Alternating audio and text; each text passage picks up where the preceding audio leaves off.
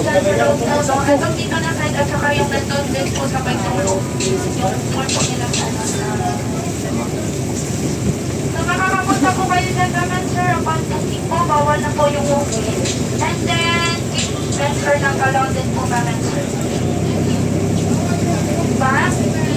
Ay, yung room rate po dito po sa mga nila around 20 to 30,000 po per night po.